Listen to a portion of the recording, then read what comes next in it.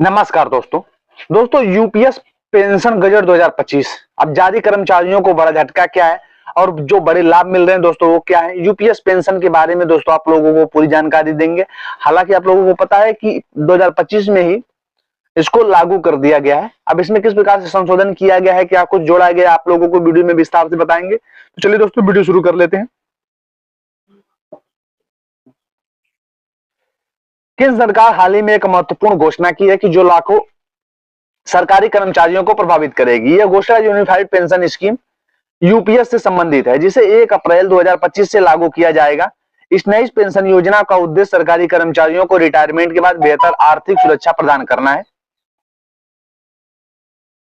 UPS को पुरानी pension योजना ओपीएस और नेशनल पेंशन सिस्टम एनपीएस के प्रमुख फीचर्स को मिलाकर तैयार किया गया है। इस नई योजना के तहत कर्मचारियों को एक निश्चित पेंशन राशि मिलेगी जो उनके अंतिम वेतन पर आधारित होगी। साथ ही इसमें कई अन्य तरह के लाभ भी शामिल हैं, जैसे कि पारिवारिक पेंशन और महंगाई भत्ते राहत। यूनिफाइड पेंशन स्कीम है क्या? यूनिफाइड पेंशन स्कीम एक नई पेंशन योजना है जो केंद्र सरकार द्वारा अपने कर्मचारियों के लिए शुरू की गई है। यह योजना मौजूदा नेशनल पेंशन सिस्टम एनपीएस के साथ एक वैकल्पिक विकल्प के रूप में उपलब्ध होगी। यूपीएस का मुख्य उद्देश्य सरकारी कर्मचारियों और उनके सेवा काल के बाद सुनिश्चित और पर्याप्त पेंशन प्रदान करना है। अब यहाँ पे आप लोगों को चार्ट के माध्यम से बताएंगे यूपीएस की मुख्य विशेषताएं क्या है। विशेषताएं और विवरण। लागू होने की तिथि 1 अप्रैल 2025 है। न्यूनतम पेंशन जो है आप लोगों को मैंने पहले भी बताया था 10,000 रुपए प्रति माह। अधिकतम पेंशन जो है अंतिम 12 महीनों के औसतन मूल वेतन का 50% जो है दिया जाएगा। पात्रता जो है एनपीएस के तहत आने वाले और यूपीएस चुनने वाले कर्मचारी जो है इसमें शामिल होंगे। सेवा की न्यूनतम अवधि पेंशन के लिए 10 वर्ष है। पारिवारिक पेंशन मूल पेंशन का 60% है। महंगाई राहत समय पर लागू। लमसम भुगतान हर 6 महीने की सेवा के लिए बेसिक पे और डीए का 10%। यूपीएस के लाभ और फीचर। सुनिश्चित पेंशन। यूपीएस का सबसे बड़ा लाभ यह है कि सरकारी कर्मचारियों को एक सुनिश्चित पेंशन प्रदान करता है। 25 साल या उससे अधिक की सेवा पूरी करने वाले कर्मचारियों को रिटायरमेंट से पहले के अंतिम 12 महीनों की औसतन मूल वेतन का 50% पेंशन के रूप में दिया जाएगा। न्यूनतम पेंशन की गारंटी। यूपीएस के तहत 10 साल या उससे अधिकतम वर्षों तक नौकरी करने वाले कर्मचारियों को न्यूनतम जो है 10,000 रुपए प्रति माह की पेंशन दी जाएगी। यह प्रावधान यह सुनिश्चित करता है कि कोई भी पात्र कर्मचारी इस न्यूनतम राशि से कम पेंशन नहीं पाएगा। पारिवारिक पेंशन। यदि पेंशनधारी की मृत्यु हो जाती है तो उसके परिवार को अंतिम स्वीकृत पेंशन का 60% पारिवारिक पेंशन के रूप में दिया जाएगा। यह प्रावधान पेंशनधारियों के परिवार को आर्थिक सुरक्षा प्रदान करता है। महंगाई राहत। यूपीएस के तहत पेंशन पाने वाले पेंशनधारियों और उनके परिवार के साथ महंगाई राहत, जिसको हम ड्रीम डिफेल भी कहते हैं, जिसको दी जाएगी या महंगाई भत्ते की तरह ही काम करेगा और पेंशन शुरू होने के बाद इसे लागू होगा। यूपीएस की पात्रता और शर्त। किसे मिलेगा यूपीएस का लाभ? नियमित रिटायरमेंट। 10 साल की सेवा पूरी करने के बाद रिटायरमेंट होने वाले कर्मचारियों को एफआर 56 के तहत रिटायरमेंट, जब सरकारी कर्मचारी को एफआर 56 के तहत रिटायरमेंट करती है तो यह सजा के तहत नहीं होना चाहिए। स्वैच्छिक रिटायरमेंट। न्यूनतम 25 साल की सेवा पूरी करने के बाद स्वैच्छिक सेवानिवृत्ति लेने वाले कर्मचारियों को जो है इसका लाभ दिया जाएगा। किसे नहीं मिलेगा लाभ यूपीएस का? सेवा से बर्खास्त किए गए कर्मचारी, सेवा से हटाए गए कर्मचारी, इस्तीफा देने वाले कर्मचारी को जो है यूपीएस का लाभ नहीं दिया जाएगा। यूपीएस का कॉर्पस स्ट्रक्चर क्या है? यूपीएस के तहत 2 प्रकार के कॉर्पस बनाए जाएंगे। व्यक्तिगत कॉर्पस, इससे कर्मचारियों और सरकार दोनों का योगदान होगा। पुल कॉर्पस, इससे अतिरिक्त सरकारी योगदान जो है होगा। योगदान का स्ट्रक्चर।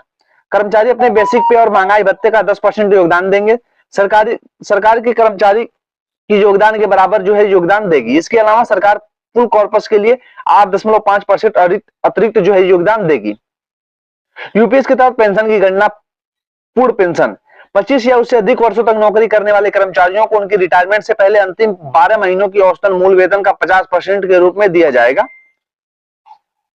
अनुपांकित पेंशन। 25 साल से कम नौकरी करने वाले कर्मचारियों को अनुपांकित पेंशन दी जाएगी या पेंशन उनकी सेवा अवधि के अनुसार गणना की जाएगी। यूपीएस के तहत अन्य महत्वपूर्ण प्रावधान और लमसम भुगतान। सुपर एनुएशन के समय कर्मचारी को बेसिक पे और महंगाई भत्ते का 10% हर 6 महीने की सेवा के लिए लमसम भुगतान के रूप में दिया जाएगा। पेंशन संशोधन। यूपीएस के तहत पेंशन का संशोधन वेतन आयोग की सिफारिशों के आधार पर किया जाएगा। यह प्रावधान सुनिश्चित करेगा कि पेंशन समय के साथ प्रसंगित रहे। पेंशन का हस्तांतरण। यूपीएस के तहत पेंशन का हस्तांतरण पेंशनधारी की मृत्यु के बाद उसके पति पत्नी को दिया जाएगा। यह प्रावधान परिवार को दीर्घकालीन आर्थिक सुरक्षा जो है प्रदान करता है। यूपीएस और एनपीएस में अंतर क्या है? यूपीएस और एनपीएस में अंतर जैसे पेंशन या राष्ट्रीय सुनिश्चित पेंशन बाजार पर आधारित रिटर्न था। एनपीएस में न्यूनतम पेंशन 10,000 रुपए प्रति माह थी, इसकी कोई गारंटी नहीं थी। पारिवारिक पेंशन मूल पेंशन का 60% था, अलग से कोई प्रावधान जो है इसमें नहीं था। महंगाई राहत इसमें उपलब्धता थी, इसमें उपलब्धता नहीं थी। निवेश विकल्प सरकार द्वारा प्रबंधित है, इसमें कर्मचारियों द्वारा चयनित था।